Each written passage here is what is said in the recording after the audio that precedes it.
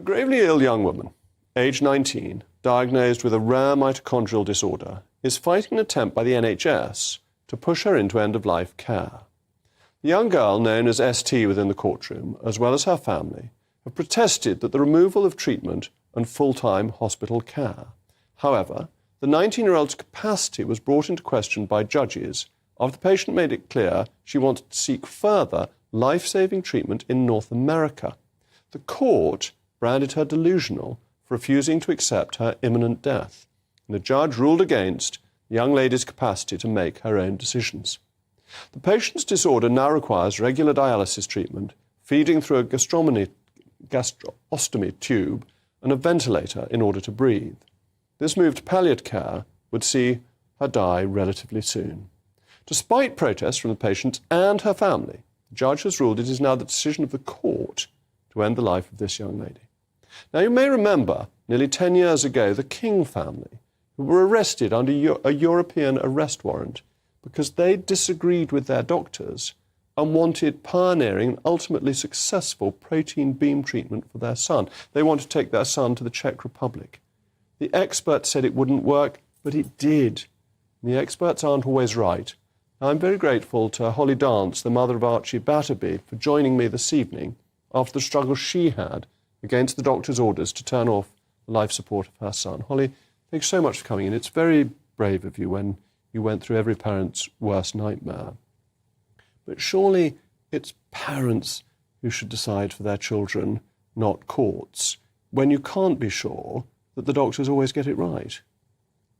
And that's the thing. I do believe that the parents should have some say, or family members should have some say in the outcome and the decision, but it's very much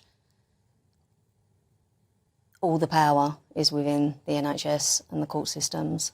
And you felt that from very early on, that you wanted Yes. extra treatment and simply were told that that wasn't possible, and then when you pushed for it, were taken to court. Yeah. Well, we was taken to court for the brainstem testing because we refused to go ahead with the brainstem test. That was why we was originally taken to court, and then it was changed and went to best interests. So they moved swiftly on to the best interest, leaving us no options. But who is likely to have the best interests of a child at heart, the parents or an essentially faceless bureaucratic system? The parents. The parents.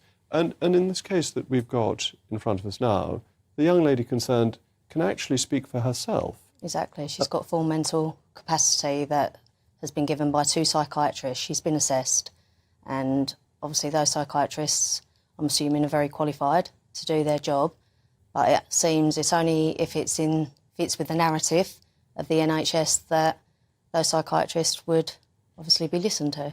And there's a great reluctance, isn't there, to allow people to go outside the NHS to try and have alternative treatment. And this was the case with the King family. They wanted to have a pioneering treatment in the Czech Republic. And the NHS doctor said this will fail. And the police actually arrested the family under a European arrest warrant.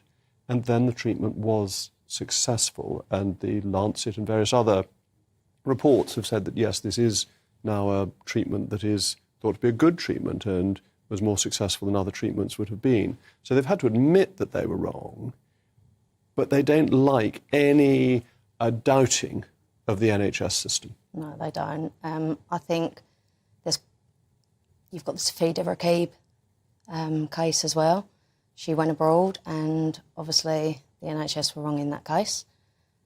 We didn't get the chance. We were refused straight from the word go, really. We wasn't allowed to go to 2 other countries that offered Archie help. And there was a plan for Archie, wasn't there, to take him abroad, and there was a lot of international support for what you're trying to do. Lots of support. Just not in this country. Well, we've got support in this country, just not, obviously, with the NHS and the court system. I think the system failed Archie. And it's a very big system, isn't it? Because the hospital trusts have budgets that they can afford to go to court. You are a parent, essentially, on your own. It's very hard to fight back against this. It's very hard, and I think in a lot of the cases, the first thing that the NHS do is put on the reporting restrictions. For whatever reason, these restrictions come into place immediately. It's the first thing that they attempt to do. Obviously, we managed to bypass that one. So we did get public support and we were able to push public funding should we be allowed to take Archie abroad or get medical treatment or rehab. But in this case, again, this girl, this family can't do anything like that because the reporting restrictions have been put straight on. And reporting restrictions are quite sinister, aren't they? Because justice that is carried out in private isn't real justice. No. Fortunately, members of Parliament can always raise things in Parliament, and there's nothing the courts can do about it. So if there's anyone watching who's in this situation, just go to their member of Parliament who is always allowed to raise it on the floor of the House, and that overrules any court order. And I think you're so right that the more people know about this and the powers courts are taking, the more they're going to want families to be able to choose. Well, this is the thing. I think with the reporting restrictions, what they're doing is they're stopping the public finding out about it, and it is of public interest and the public do have a right to know about it.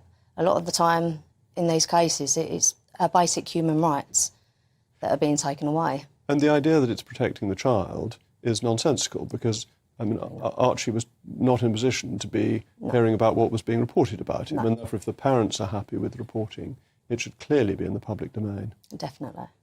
Well, Hollie, look, I think it's just so brave of you Thank you. to come on to talk about this because people need to know that the courts and hospitals can be wrong